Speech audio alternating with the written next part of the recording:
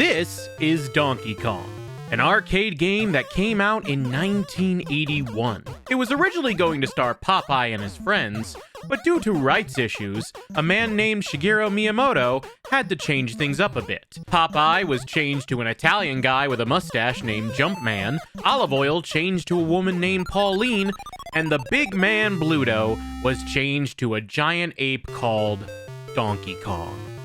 Little did we know that this arcade game started the dominoes of Nintendo becoming the video game company they are today. Game after game, console after console, Nintendo has taken Donkey Kong and Mario and developed series upon series of games, each one more popular and loved than the last. It wasn't long until Donkey Kong got a series of his own with Donkey Kong Country, which redefined the character even more, creating a world of characters and fond memories for gamers that grew up with the Donkey Kong Country series, spanning from the original Super Nintendo versions of those games, all the way to the Wii U and Switch with Tropical Freeze and Donkey Kong Country Returns. Mario is the face for Nintendo, but if you think about it, Donkey Kong was the one that started it all and helped Nintendo from the very beginning. A lot of people tend to forget about that, and for a while, it seemed like Nintendo forgot that too. It's been far,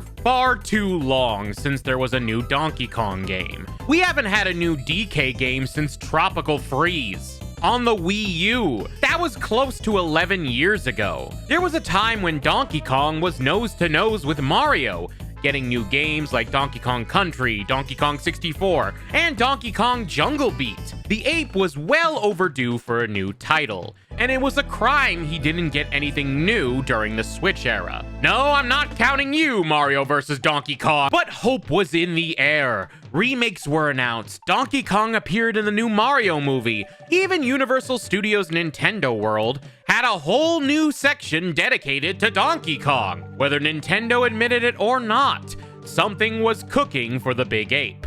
We could all smell bananas in the air. With the Nintendo Switch 2 on the horizon, a lot of hype was building up. What games would be announced? Would there be a new 3D Mario? It seemed likely with the release of Mario Odyssey in the Switch's first year. And on that day of the Switch 2 Direct, on that final trailer, we got a preview of a game that was exactly what DK fans were looking for.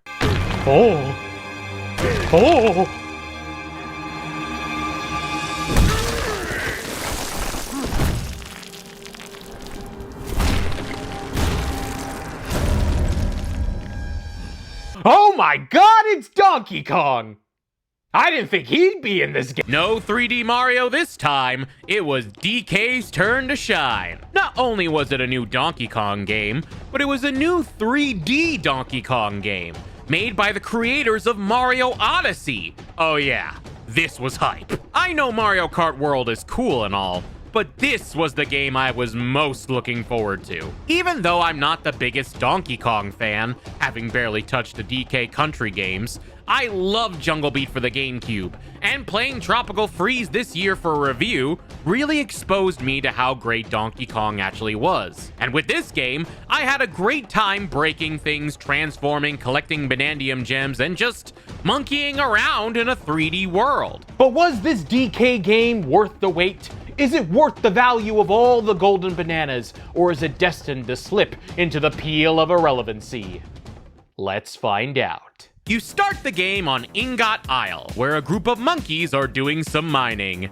And then, there he is, performing for you. DK is back and more expressive than ever. He's had a major redesign in this game, looking less like he did in his Rare titles, and I'm gonna butcher his pronunciation here, and more like a combination between Nakuya's style of DK, the 2D illustrator for the Mario series, and how he is in the Mario movie. It is quite a change, but I say not only is it warranted with his long-awaited return, but also I love how versatile this look is. DK Bananza took full advantage of all the funny faces Kong can make, and how he conveys his emotions on screen.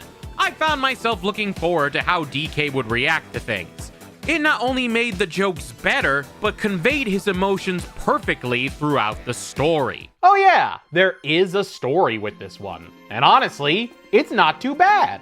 As Donkey Kong yearns for the treasures of Ingot Isle's mines, he finds those golden Banandium Gems, which he loves. But he's not the only one hoping to strike it rich, as the Void Company, headed by Void Kong, they really dug deep for that name, uses a giant machine to bury Ingot Isle underground. Eventually, DK finds a talking purple rock, as one does, and after digging deeper, finds out that the mysterious rock is none other than a young Pauline, who was kidnapped and trapped by Void Kong. Why is Pauline 14 years old now, instead of how old she is in Odyssey? Donkey Kong and Pauline find out that the planet core will grant their wish once they reach it, and now they are in a race against Voidco to get there first. So Pauline can finally get back home and DK can get more bananas? Yeah, that checks out. The story is pretty decent, much better than I was expecting, and it actually kept me gripped the entire time, wondering what would happen next. I know it's weird hearing that a game where a banana-obsessed gorilla and a quirky teenage girl would have a great story, but this is Nintendo. They can make just about anything worth it. Trust me. Donkey Kong is a likable goof with great personality. That expressiveness I talked about really shines here. And Pauline is a decent character with her own arc. And she's fully voice acted. It's always a little weird seeing voice acting done in the Mario universe, but her performance is done really well. You really get to see Pauline grow from a nervous kid suffering from stage fright into the performer we know her as from Odyssey. It flows really well, and it's neat to see how DK helps her get there. The villains of Voidco are pretty good threats as well, consisting of Grumpy Kong, the big tough creature crafter, Poppy Kong, the intelligence gatherer with a possible agenda of her own, and their leader, Void Kong, who looks like Mojo Jojo after he decided he needed to outbreed Scrooge McDuck. They may not be the best villains the DK crew has gone against, but they're still fun and interesting. Plus, they have a variety of enemies for you to fight in the worlds you explore, including Crocoids, which are these stone crocodile brutes that when you break their stone, their skeletons look a bit like gremlins? That's an interesting reference for sure. Speaking of worlds, each one is a layer that you go down when trying to get to the world core. Every layer in this game is spectacular and breathtaking. They're similar to Mario Odyssey, where they feel larger than life to explore, and there are a million things to collect. One layer is a lagoon that kind of reminds me of the first area from Tears of the Kingdom.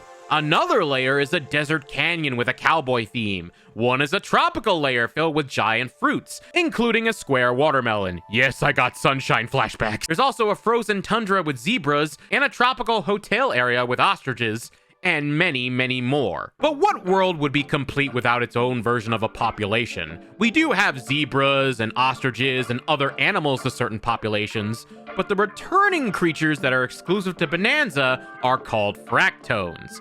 They're basically these living rocks with eyes that follow you throughout the entire game, and remind me of how the rare games of old would put googly eyes on everything. I love those googly eyes. But before we go any further, let's talk about the main new mechanic for Donkey Kong Bonanza. After all, Mario Odyssey had a similar main mechanic that was different for Mario, right? Why not DK get one this time? As with many newer Nintendo titles, they tend to find fun and interesting ways to explore the world. Mario Odyssey, for example, had a mechanic where Mario could use Cappy to possess any creature's mind in the game. Can I possess that dinosaur over there? Why, yes, you can! I've always appreciated the level of freedom these types of games give. When the answer is yes, it gives all sorts of creativity for experimentation. So what thought-provoking mechanic did Nintendo have in mind for Donkey Kong? Would he be able to craft coconut-themed weaponry? Would he be able to tackle a banana-based stock market in the hopes of actually outgreeding Void Kong? No, and interesting but no. Actually, the mechanic of choice for Donkey Kong Bonanza is breaking things! Donkey Kong is so strong, he can break the actual terrain all around him and beat it to a pulp. That's right, Donkey Kong Bonanza has a fully destructible and changeable environment. He can perform a bunch of moves like breaking the terrain, grabbing chunks to use as weapons, throwing terrain at enemies, or to creating platforms to reach hard-to-get-to locations, using the terrain to jump higher, surfing on the terrain to get on spikes and other hazards. He's doing so much with the terrain, he should just marry it. This game really uses DK's moves in a creative way that hasn't been done before, at least as far as I know, which is surprising because looking at it now, the thought of a big gorilla beating the crap out of things seems like a natural conclusion. It's also just fun to break things, as I spent so much time not only exploring the levels as they are, but also punching and digging down to see if there's any other hidden goodies to look forward to finding. Like sometimes you'll find Banandium Gems. You're going to find tons of bananas just everywhere. This game is lousy with them. Here's a banana, there's a banana, banana here, banana there, banana for playing hide and seek, banana for going into ruins, more on those later, bananas for jumping high, bananas for digging low, bananas for doing challenges, bananas for fighting enemies, bananas for blowing things up, bananas for listening to Cranky rant at you. Back in my day, bananas had seeds, and you had to pick them out of your teeth. So much potassium for this giant ape, and he will eat it all. It's pretty much how moons were in Mario Odyssey, with a way to get the collectible around every corner, and it can be very addicting to break things as you search for them. That's a nice poster.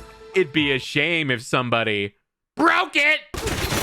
Take that, propaganda! Bananas aren't the only collectible, though. There are plenty of other goodies like gold nuggets. You find a lot of gold here just naturally exploring. But again, it's so satisfying to break something and find a shiny collectible. There's also Banandium chips.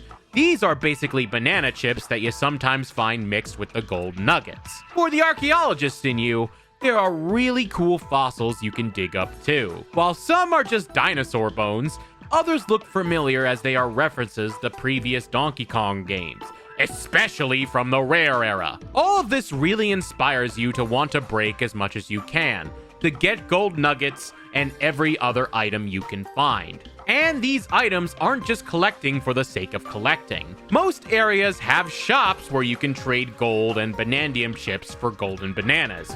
Or you can use fossils to get unique outfits for DK and Pauline. I really like this as it gives you incentive to want to collect everything. While I never played Donkey Kong 64, one common problem I heard was that it was a lot more tedious and useless with its collectibles. This created a lot of busy work going back and forth between levels, characters, and challenges that at the end of the day just didn't seem worth it. Adding a store to trade in these collectibles gives us reason for finding them and a benefit at the same time. Sure, DK and Pauline look good, but it's not all aesthetic.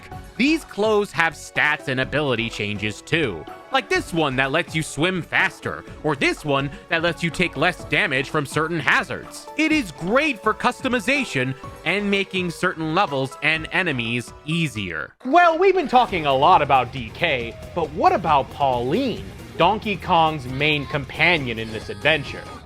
Sorry, Diddy. What does she do? Well, honestly, I really like Pauline in this adventure.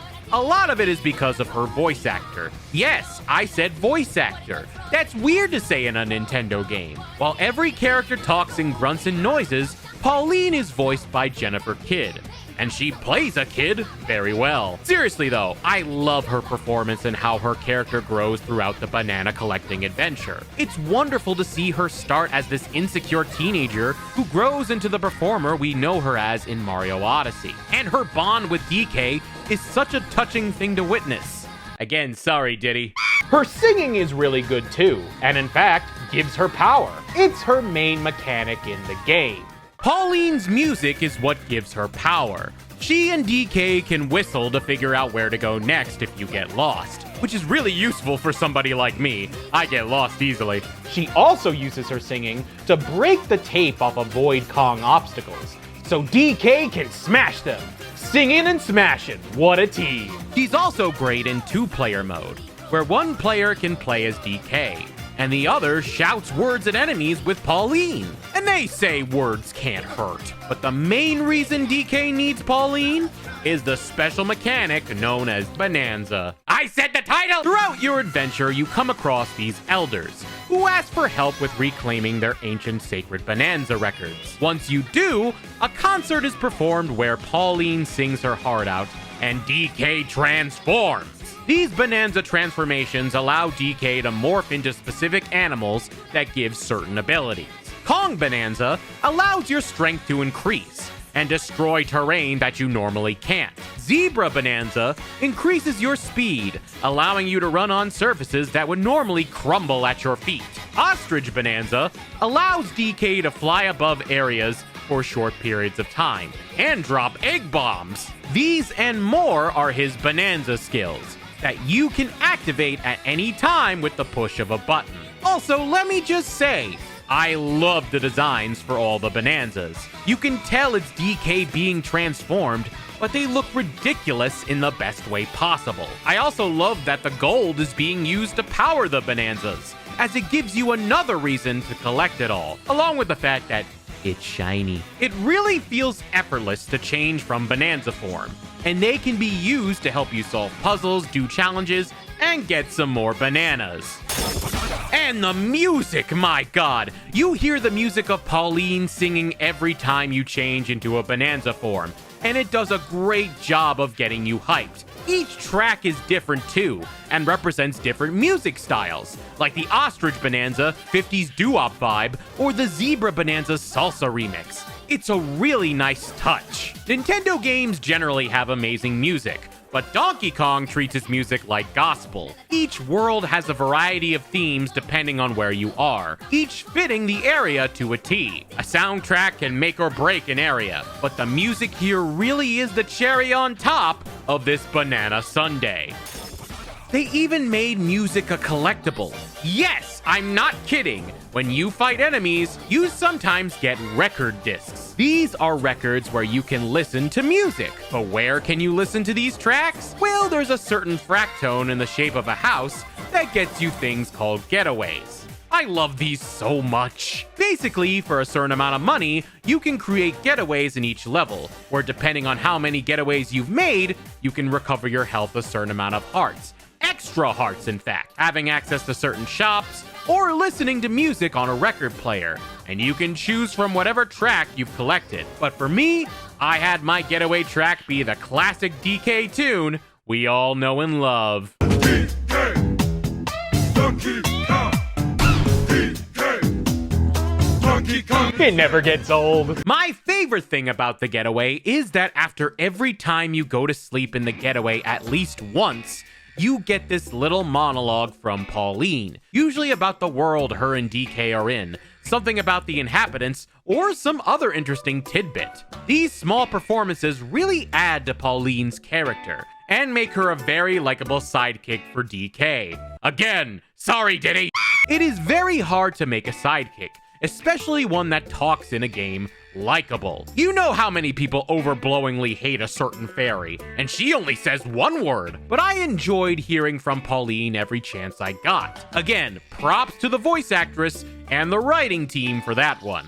Or maybe bananas to them. Speaking of, one of the most innovative reasons to collect bananas in Donkey Kong Bananza is its use of skill points. After collecting 5 bananas, you get a skill point, and you can use those skill points to increase your skills, duh. You can upgrade moves like making your punches stronger, or get new moves like Turf Surf, where you're able to surf on rocks through a body of water. Of course, the Bonanzas are upgradable too, unlocking new abilities you wouldn't have access to otherwise. I love this idea, as it gives you a reason to want to collect as much of the Banandium Gems as possible. It also allows you to choose your play style with DK. Want to upgrade your punches to the strongest they can be?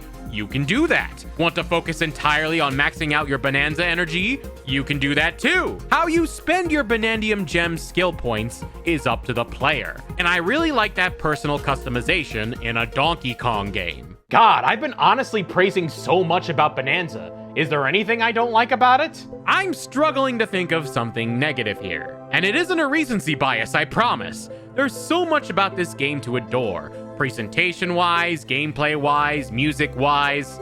David Wise isn't making the music, so that might be a wise it lacks. The only minor nitpick I can think of is that maybe the bosses are a bit too easy. It does something similar to most Mario bosses, where you have to watch its pattern and hit it a certain amount of times. But I didn't mind it at all, especially since usually you either had to break terrain to get to its weak spot, or use a Bonanza mechanic for massive damage. But if you are looking for the huge difficulty curve of the original Country games or Tropical Freeze, you probably won't find it here, especially if you play co-op. Pauline's words of destruction surely can make boss battles go by quick, and will probably sap the challenge out of the game for you entirely. I do recommend it for speedruns though. Co-op takes care of Grumpy Kong's mechanics real quick. Also, a lot of people complained about the frame rate for this game, although personally, I don't see any issues. Until maybe the last section of the game. I can't show you it without spoilers, but yeah, that part was a bit rough on the Switch too. And I hope it can get patched sooner or later. Alright, let's talk about something completely different. Sculpting! There. Now it's on. Enter DK Artist, a hidden side mode of the game where you can just carve sculptures. You usually get a base design like DK's head or bananas or some other sculpture that you can chip at, add some stuff to, change the color, and really go all out with the design. I thought this was going to be a silly mode I would end up trying for 5 minutes, but it genuinely hooked me for a lot longer than I thought it would. It's a nice creative outlet that's a decent break for the main game, and allows you to make some nice carvings out of it. Like, look at this one I made of a certain Barrelworks owner.